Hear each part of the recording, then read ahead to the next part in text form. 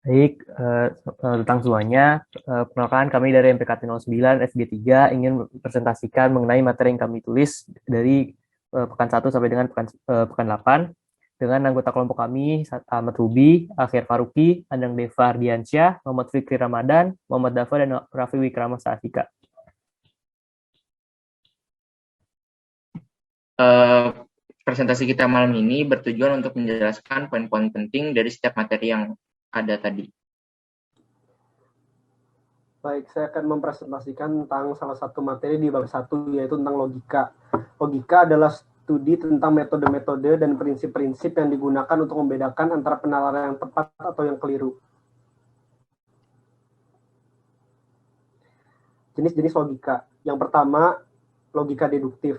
Logika deduktif adalah logika dengan cara mengambil kebenaran dari hal-hal yang umum. 2. Logika induktif. Logika induktif adalah logika dengan cara mengambil kebenaran dari fakta-fakta yang ada. 3. Logika formal. Logika formal adalah logika yang berurusan dengan tepat tidaknya suatu proses penalaran. Yang keempat, logika material. Logika material adalah logika yang berurusan dengan benar tidaknya proporsi-proporsi yang membangun argumentasi. Kemudian ada etika. Etika adalah prinsip yang digunakan oleh seseorang untuk melakukan analisis mengenai tindakan atau keputusan yang akan mereka pilih. Yang pertama ada etika deskriptif, kedua etika normatif, ketiga metaetika, dan yang keempat etika terapan. Manfaat logika dan etika. Dengan memiliki logika yang terasa, kita juga pasti akan memiliki etika yang baik. Dengan memiliki etika yang baik, maka kita akan dihargai banyak orang. Contoh kasusnya adalah banyak saat ini kasus bunuh diri. Kemudian angka manusia yang terjerumus ke dalam nilai-nilai bertentangan dengan agama dan Pancasila juga semakin meningkat. Hal ini membuktikan bahwa setiap tahun logika manusia semakin jarang digunakan untuk menghadapi, memahami, dan memecahkan permasalahan. Bila kita menggunakan logika, seharusnya kita sadar bahwa bunuh diri bukanlah merupakan jawaban karena hidup itu seperti roda. Kadang kita di atas, kadang kita di bawah.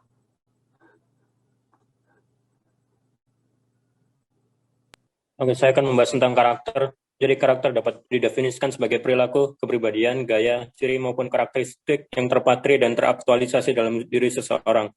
Nah, karakter dibentuk melalui tempaan yang didapat melalui pengalaman, pendidikan, serta pengaruh dari lingkungan dan pergaulan. Nah, dewasa ini marak sekali fenomena hilangnya karakter dan pergeseran nilai utamanya di kalangan remaja, yang ditandai dengan baiknya kasus yang berlawanan dengan nilai moralitas, antara lain penggunaan narkoba, tawuran, seks bebas, bullying, bahkan pembunuhan.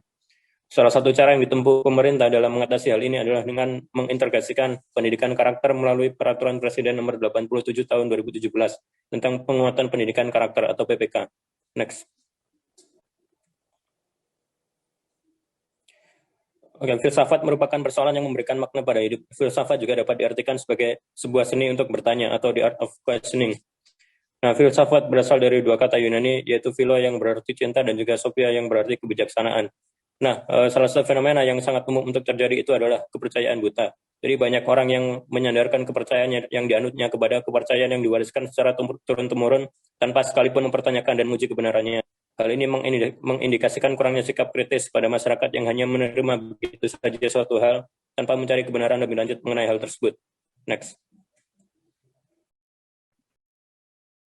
Selanjutnya bab 2. Nah, di sini membahas jati diriku sebagai warga negara yang setia pada Pancasila. Berbicara Pancasila, tentu semua di sini setuju, sepakat bahwa supremasi Pancasila tidak akan lagi kita pertanyakan. Namun, apa jadinya jika Pancasila menjadi dalih bagi pemerintahan yang otoriter, yang melabeli semua orang yang mengkritik Pancasila sebagai anti-Pancasilais? Ada kekhawatiran narasi ini akan digunakan untuk membungkam semua yang belum tentu Pancasilais, tetapi hanya kritis terhadap pemerintah. Nah, lalu bagaimana? Satu-satunya cara untuk membuat Pancasila itu hidup dan bermakna bagi masyarakat adalah dengan cara menjadikan Pancasila itu relevan. Cara untuk menjadikan Pancasila relevan adalah membuka Pancasila untuk semua masyarakat bisa merasa bebas dalam mendialogkan, mendiskusikan, dan bahkan memperdebatkan Pancasila. Dengan begitu, Pancasila yang relevan bagi masyarakat akan menjadi nilai yang hidup dan bermakna. Next. Selanjutnya adalah korupsi. Korupsi itu merupakan kejahatan yang tidak biasa atau bukanlah sesuatu hal yang sepele. Korupsi adalah sesuatu yang secara moral dilakukan oleh seorang secara personal atau dilakukan secara berkelompok atau society. Jadi tindakan korupsi adalah kesempatan yang digunakan oleh perorangan atau kelompok orang untuk menyalahgunakan wewenangnya demi memperkaya diri. Meskipun demikian, kita harus mengenal paling tidak terdapat lingkungan moral yang kondusif untuk melaksanakan korupsi, baik perorangan maupun secara kelompok. Yang pertama adalah social moral condition, karena ada ketidaksetaraan atau ketidakadilan dalam sistem keuangan ataupun status. Yang kedua, social moral yang dapat memfasilitasi terjadinya tindakan korupsi karena adanya moral confusion yang biasanya disebabkan oleh contoh-contoh hukuman yang terlalu ringan buat orang yang melakukan tindakan korupsi. Dan yang ketiga, terjadinya ketidakseimbangan kekuasaan. Itu ada penguasa yang terlalu kuat atau barangkali terdapat junta-junta militer juga memungkinkan terjadinya tindakan korupsi. Hal-hal penting yang perlu kita pahami adalah adanya sistem akuntabilitas institusi yang tidak baik. Ketika ada akuntabilitas dan ada keseimbangan dalam demokrasi, maka terdapat perimbangan-perimbangan yang kemudian muncullah transparansi.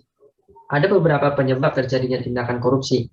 Ada low pay scale, yaitu pendapatan yang rendah, gaji yang rendah, terus ada kesempatan kerja yang terlalu rendah, hukuman yang terlalu ringan, lemahnya moralitas, keinginan yang tidak dapat dikendalikan, lemahnya transparansi, dan ketidakseimbangan kekuasaan di bidang sistem peradilan kita. Selanjutnya ada materi dari negara. Jadi negara merupakan suatu organisasi di masyarakat yang memiliki kedaulatan dalam sebuah organisasi tersebut dan kedaulatan diikuti atau dipatuhi oleh warga-warganya. Selanjutnya ada unsur terbentuknya negara yang dibagi menjadi secara konstitutif dan secara deklaratif. Kalau secara konstitutif itu syaratnya adalah adanya rakyat, wilayah, dan pemerintahan yang berdaulat, sedangkan secara deklaratif syaratnya adalah adanya pengakuan dari negara lain. Lalu ada fungsi negara, antara lain melaksanakan ketertiban dan keamanan, meraih kemakmuran dan kesejahteraan, menjaga pertahanan, dan menegakkan keadilan. Lalu ada tujuan negara. Yang pertama ada melindungi segenap bangsa Indonesia dan seluruh tumpah darah Indonesia, lalu memajukan kesejahteraan umum, mencerdaskan kehidupan bangsa, dan ikut melaksanakan ketertiban dunia.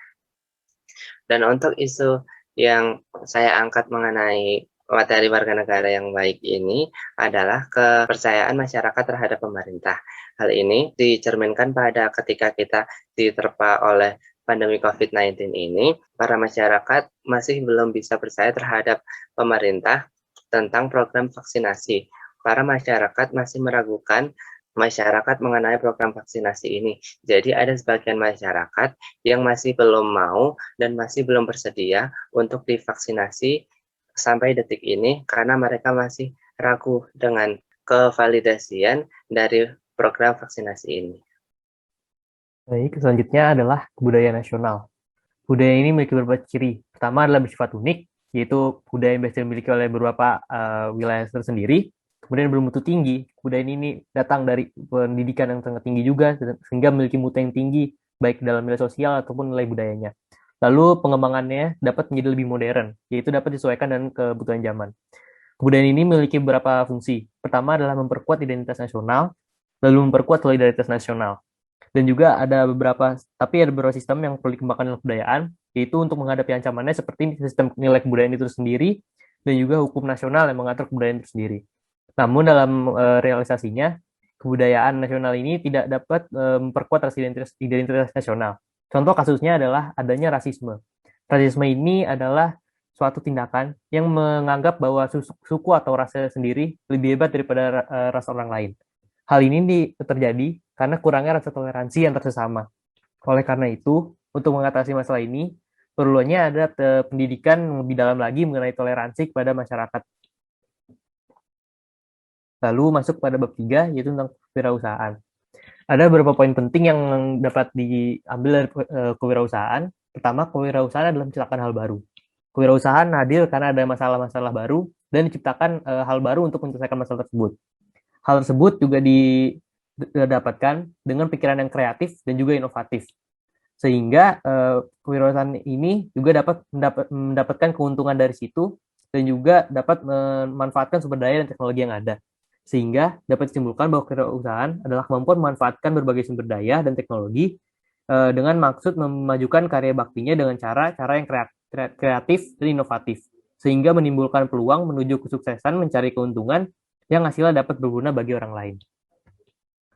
Pada kesempatan kali ini kami memberikan sedikit dari ide kami, yaitu mengenai kewirausahaan kopi madu.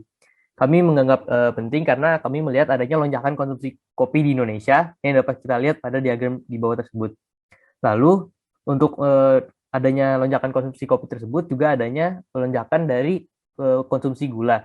Sehingga karena adanya konsumsi gula ini kami mencari cara bagaimana cara kita mencegah penyakit diabetes dari yang disebabkan oleh konsumsi kopi yang menggunakan gula ini.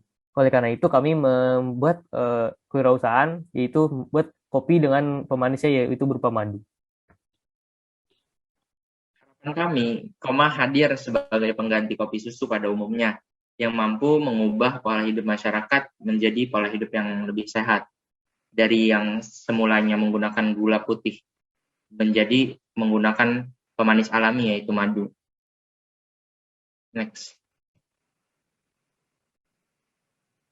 Mungkin sekian yang dapat kami sampaikan. Kurang lebih mohon maaf. Wassalamualaikum warahmatullahi wabarakatuh.